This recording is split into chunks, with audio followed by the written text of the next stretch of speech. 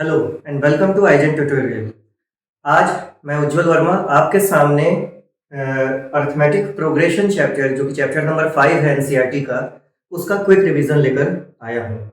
जैसा कि आप जानते हैं, इसके पहले भी हम लोगों ने शुरू के 4 चैप्टर का क्विक रिवीजन किया है। तो आज अर्थमेटिक प्रोग्रेशन को हम देखेंगे कि इसका मेन कॉन्सेप्ट क्या है, इस कॉन्सेप्ट मैप के थ्रू। अगर आप देख रहे हैं इस कॉन्सेप्ट मैप को ध्यान से देखिएगा तो इसमें इस पूरे चैप्टर का ओवरव्यू है। मैं आपको बारी बारी से बताऊंगा कि इस चैप्टर में क्या क्या मेन पॉइंट्स हमने पढ़े थे। अर्थमेटिक प्रोग्रेशन, अगर सबसे पहले आप इसके डेफिनेशन को देखिएगा तो डेफिनेशन यहाँ पे मैंने लिखा हुआ है कि a progression which is formed by adding a constant number to the previous term except the first term. मतलब एक ऐसा प्रोग्रेशन जो आगे बढ़ रहा है प्रीवियस नंबर में एक कांस्टेंट नंबर को ऐड करके। मतलब जैसे कि अगर आप लेते हैं 2 तो 2 में आपने 2 ऐड किया तो 4 हो गया, 4 में फिर से 2 ऐड किया तो 6 हो गया, 6 में ऐड किया 2 तो 8 हो गया, एंड सो ऑन। ये 2 का टेबल है, ये एक अर्थमेटिक प्रोग्रेशन है, क्योंकि हर एक नंबर में आप 2 ऐड करते जा रहे हो तो आपको आगे का नंबर मिल रहा है। यानी वो जो 2 आप ऐड कर रहे हो, जो कांस्टेंट टर्म, उसको हम कॉमन डिफरेंस बोलते हैं। इसके अगर जनरल फॉर्म पे आप आइएगा तो जनरल फॉर्म इसका होता है a1 a2 a3 an-1 up to an। यानी आप एक एक टर्म पढ़ाते जाइएगा। अगर इसी एग्जांपल पे आप फिर से आते हैं तो यहां पर ये आपका a1 हुआ, ये a2 हुआ, ये a3 हुआ, ये a4 हुआ, एंड सो ऑन, ये चलता जाएगा। यहां पे जो मैंने लिखा है an-1, मान लीजिए अगर ये नंबर जा रहा है आपका 20 तक, तो इसके जस्ट पहले वाला जो है वो an-1 को डिनोट करेगा और ये an को डिनोट करेगा। अब जैसा कि मैं यहां पे बता रहा था कि सेम कांस्टेंट टर्म को हम ऐड कर रहे हैं 2 को, उस 2 को हम कॉमन डिफरेंस बोलते हैं। कॉमन डिफरेंस कैसे निकाला जाता है? किसी भी टर्म में किसी भी 2 सक्सेसिव टर्म को लेंगे, उसके डिफरेंस को वो सेम होना चाहिए, तब वो एपी में कहलाएगा। यानी अगर इस फॉर्मूले को आप देखिएगा तो an में से अगर हम an-1 यानी इसके एक पहले वाला टर्म हम माइनस करेंगे तो हमें कॉमन डिफरेंस मिलेगा। अगर आप वापस से इस एग्जांपल को देखिएगा तो 4 - 2 2 होता है, 6 - 4 2 होता है, 8 - 6 2 होता है।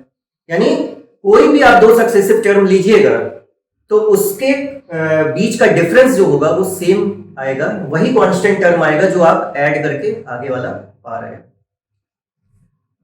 अब आते हैं इसके nth टर्म पर। nth टर्म का जो फॉर्मूला होता है वो होता है an is equal to a plus n-1d। यहां पर a क्या है? ये आपका फर्स्ट टर्म है, और d जो है वो कॉमन डिफरेंस है, और n जो है वो नंबर ऑफ टर्म्स को डिनोट करता है। nth टर्म का मतलब क्या है? अब मान लीजिए जैसे आपने कोई भी एपी लिखा, यही एपी है, अगर इसका आपको 10वां टर्म या 12वां टर्म या 15वां टर्म निकालना है तो आपको एक एक टर्म लिख के करने की जरूरत नहीं है कि आप 2-2 ऐड करते जाओ। आप डायरेक्ट इस फॉर्मूले में रखोगे और आपको 15th टर्म मिल जाएगा।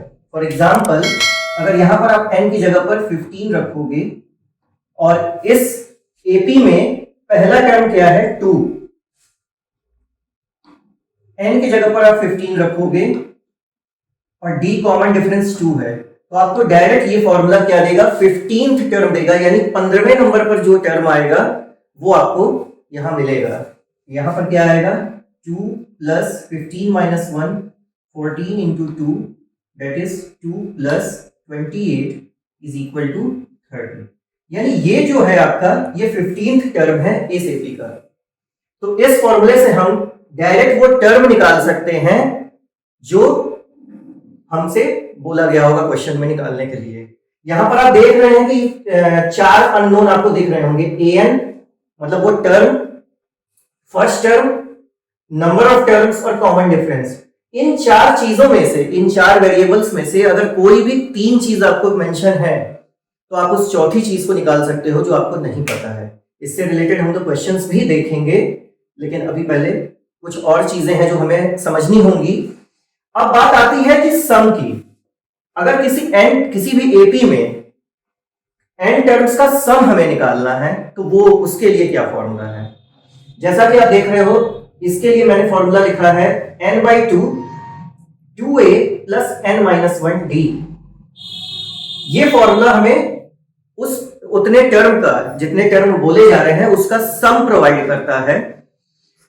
अगर यहां पे इसी क्वेश्चन को हम यहां पर लेकर आए, इस एपी के लिए 15 टर्म का अगर हमें सम निकालना है तो इस फॉर्मूले से कैसे निकलेगा। तो देखिए यहां पर n हमारा 15 था, तो अगर हम S15 निकालें is equal to 15/2 2a, a की जगह पर हम क्या रखेंगे 2 प्लस n-1 यानी 15 - 1 इंटू 2। इसको कैलकुलेट करें, 15/2 4 प्लस 14 इंटू 2 28, 15/2 इंटू 32 2 1 ये 16 आएगा, और इसको आप ऐड करो 16 मल्टीप्लाई करो, 16 5 80 का 0 कैरी 8, 16 1 16 और 8, यानी 15 टर्म्स का सम जब हम इस एपी में करेंगे तो वो आएगा 240। तो इस तरह से हम देख सकते हैं कि इस फॉर्मूले से हमको एक एक नंबर को 2 + 4 + 6 + 8 ऐसे करने की जरूरत नहीं है। हम डायरेक्ट इस फॉर्मूले में रखकर इसे सॉल्व कर सकते हैं। एक और फॉर्मूला हमने लिखा है जो कि सम ही हमें प्रोवाइड करता है, n/2 a + an। an क्या है? an लास्ट टर्म होगा उस एपी का जितने तक हम ले रहे हैं, मतलब वो फाइनाइट एपी होना चाहिए। आगे मैंने टाइप्स भी लिखे हैं, मैं उस पर भी अभी आ रहा हूं। मतलब अगर किसी एपी में आपको फर्स्ट टर्म और लास्ट टर्म पता है तो आप डायरेक्टली इस फॉर्मूले में रखकर उसे निकाल सकते हो। तो यहां पर अगर हमें उसको निकालना होगा तो हमें उसका लास्ट टर्म पता होना चाहिए। अब आते हैं इसके टाइप्स पर। अगर आप टाइप्स पे नजर डालिएगा तो दो तरह के एपी होते हैं, एक होता है फाइनाइट एपी और एक होता है इनफाइनाइट एपी। फाइनाइट एपी में आपके फाइनाइट नंबर ऑफ टर्म्स होंगे, just like a1 a2 a3 up to an। और इनफाइनाइट एपी में आपके इनफाइनाइट नंबर ऑफ टर्म्स होंगे, मतलब यहां पर आपको नंबर ऑफ टर्म्स नहीं पता होगा और यहां पर आपको नंबर ऑफ टर्म्स पता होगा। इसके एग्जांपल अगर हम लें तो मान लीजिए 4 8 12 16 अप टू 80। तो यहां पर ये 80 पर आकर ये एपी खत्म हो जा रहा है। इसका मतलब ये है कि इसके नंबर ऑफ टर्म्स को हम फाइंड कर सकते हैं इन फॉर्मूलाज को यूज करके। लेकिन अगर यहां पर मैं लिखूं दूसरा एग्जांपल 6 12 18 एंड सो ऑन, अब ये एपी कहां तक जा रहा है, किस टर्म पे जाके खत्म होगा ये मेंशन नहीं है, तो इसको हम इनफाइनाइट एपी बोलेंगे। इसका मतलब इसमें infinite number of terms exist कर रहे हैं और यहां पर finite number of terms exist कर रहे हैं। हमारे क्लास 10th में जो एपी चैप्टर है उसमें ये तीन फॉर्मूले बहुत इंपॉर्टेंट हैं, एक ये और एक ये भी फॉर्मूला है। ये क्या है? ये n नेचुरल नंबर्स का सम हमें देता है। अगर लगातार आपको 10 या 15 या 20 नेचुरल नंबर मेंशन है, लाइक 1 2 3 4 5 6 अप टू समवेयर, तो ये आपको डायरेक्ट उस उतने टर्म का सम देगा। एक्चुअल में ये फॉर्मूला इसी से डेराइव है, मैं डेरिवेशन पे नहीं जाऊंगा क्योंकि फिर वो उसका कोई मतलब नहीं है रिवीजन में। अगर आपको n नेचुरल नंबर दे रहा है 1 से 20 तक, 1 से 50 तक या कहीं तक भी, तो आप डायरेक्टली इस फॉर्मूले में रखकर आप सम निकाल सकते हो। ये एक पूरा मतलब जनरल ओवरव्यू था अर्थमेटिक प्रोग्रेशन का। ये तीन फॉर्मूले आपको बेहद इंपॉर्टेंट हैं जिसपे सारी एक्सरसाइज बेस्ड होगी।